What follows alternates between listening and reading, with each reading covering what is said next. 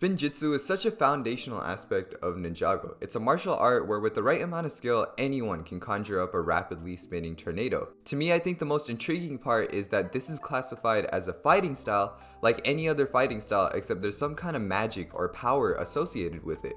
In the real world, we have our diverse fighting styles like boxing or jiu-jitsu, and Ninjago's premise at its core seems to be, what if those fighting styles summoned a supernatural power? Ninjago has a lot of awesome concepts that set it apart from your typical superpower media, but the fact that this universe has this idea of adding power to a fighting discipline that literally anyone can do makes me wonder why it took all the way until Dragon's Rising to really start taking advantage of that. During the humble beginnings of Ninjago, there was a huge focus on Spinjitzu.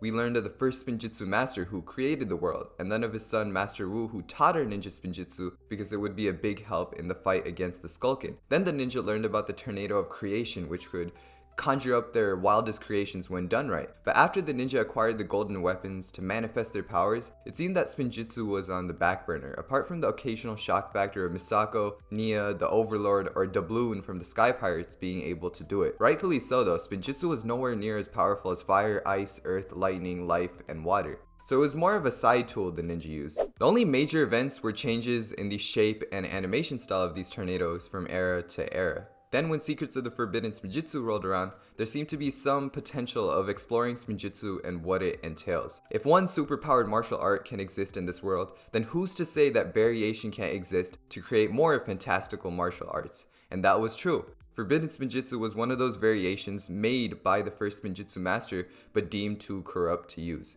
It is unclear though if Forbidden Spinjitzu uses some kind of magic in the scrolls to grant the user its corrupted power, because unlike Spinjitzu, there's no training required to use it. You just need to hold the scroll, which is somewhat why, while I do like this season, I ended up feeling like the Forbidden Spinjitzu concept, which was its selling point, wasn't as good as I thought it would be. It was more in line with the typical line of powerful artifacts Ninjago always has, and less of a form of Spinjitzu, contrary to what the name being Forbidden Spinjitzu misleads you to believe. The scrolls were used towards the end of the fire chapter, which wasn't much, and then since Ninjago wanted to keep Zane's identity a secret in the ice chapter, we didn't get to see as much evil forbidden action as I would have preferred.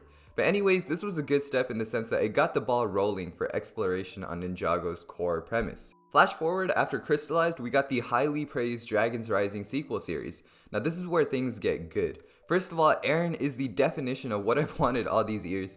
He made his own variation of Spinjitzu since he taught himself, and also accidentally expanded his skill set by achieving Object Spinjitzu. First of all, Spinjitzu is back on the spotlight because one of the series' main character arcs is about not having powers and wanting to learn how to achieve a full Spinjitzu tornado, making Spinjitzu more relevant since a whole ninja is based off the idea now. And two, they're taking advantage of the idea that since martial arts have magic to them in this world, there will inevitably be other variations like Object Spinjitzu in this case, manipulating the same energy that powers Spinjitzu. And that brings us to the best part of the video, Rising Dragon Strike. Ninjago finally went all out by saying yes, there is more variation and we're taking full advantage of this awesome premise we've had for more than a decade now. Rising Dragon Strike is an art anyone can achieve with a lot of skill and a prior knowledge of Spinjitzu, of course. Shatter Spin to some extent also makes me happy because while it's exclusive to Elemental Masters, it still seems like a fighting style that pulls more from the same magic that Spinjitzu or Rising Dragon Strike uses, since it doesn't look to lean too heavily on elemental powers to use it. By the way, comment down below where you think Spinjitzu and the Rising Dragon Strike come from. Is each martial art a gift to the mortals from the Source Dragons for anyone to achieve it? And if so, is there 5 more major arts that we have yet to see? That was just a fun little theory that was swimming in my head there. I can't wait to see how much more Ninjago dives into this because Arin is still out there and he's not done with his Spinjitzu journey.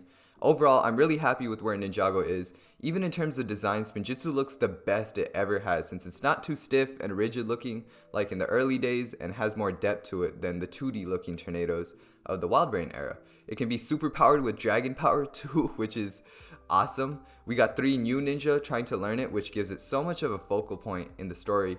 And Rising Dragon Strike is almost like this variation of the dragon form as well, which is funny because both of them require this feeling of letting go and being in the moment to achieve it, and the wing designs look similar. But Rising Dragon is written into the story so much better.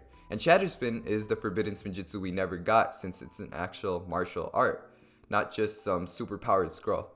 So yeah, I'm really happy. Thank you for watching, and I'll see you in the next one. Bye bye.